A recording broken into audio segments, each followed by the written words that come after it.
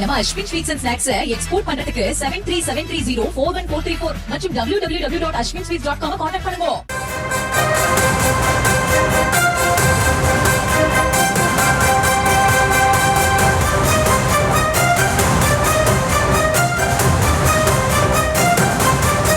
அண்மை செய்தியாக பார்த்து வருகிறோம்.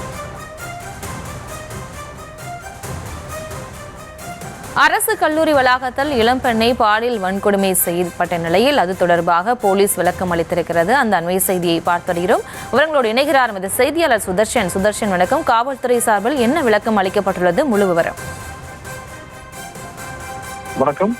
கல்லூரி வளாகத்துல இளம்பெண் பாலியல் வன்கொடுமை செய்து கிட்டத்தட்ட ஒரு 3 பேர் கைதாயிருக்கிறாங்க. இந்த நிலையில காவல்துறை தற்போது விளக்கம் அளித்திருக்கிறது. கைது நடவடிக்கையை மேற்கொண்டுள்ளதாக காவல்துறை விளக்கம் அளித்திருக்கிறது.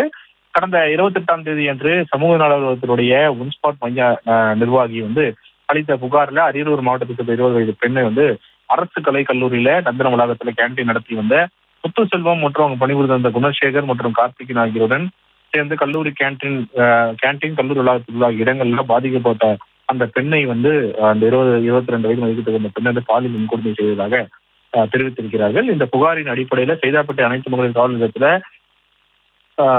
கிட்டத்தட்ட உரிய பிரிவின் கீழே வழக்கு பதிவு செய்யப்பட்டு தொடர்பாக விசாரணை மேற்கொண்டு வந்ததுல பெண்ணை கேண்டீன் முத்துசெல்வம் மற்றும் கும்பகோணத்தில் தனக்கு தெரிந்தவர் மூலம் சென்னைக்கு அழைத்து கேண்டீன்ல பணியமர்த்தி உள்ளதாகவும், அது மட்டும் இல்லாமல் கேண்டீன் கல்லூரியுடன் நேரடி ஒப்பந்தத்தின் மூலம் கடந்த 12 வருடங்களாக நடத்தி வருவதாகவும் தெரிய வந்திருக்கிறது.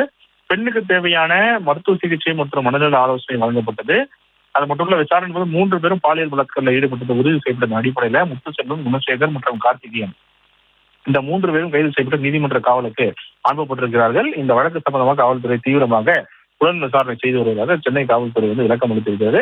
இந்த சம்பந்தப்பட்ட இந்த குற்றவாளிகள் 3 பேரை கைது செய்து அவரிடம் துரி விசாரணை செய்து மட்டும் இல்லாம வேறு யாராவது அந்த பெண்ணை பாலியல் வன்கொடுமை செய்தாரா அப்படின்னு சொல்லிட்டு அந்த பெண்ணிடமும் தொடர்ந்து போலீசார் விசாரணை மேற்கொண்டு வருகிறார்கள்.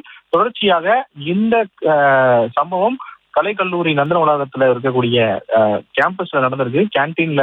கேண்டீன் மற்றும் பல கேம்பஸ்குள்ள இருக்கக்கூடிய பல இடங்கள்ல அந்த பெண் பாலியல் வன்கொடுமைக்கு உள்ளாக்கப்பட்டிருக்கிறதாக சொல்லப்படுகிறது. தொடர்ச்சியாக போலீசார் இது குறித்து தீவிரமாக விசாரணை மேற்கொண்டு வருகிறார்கள்.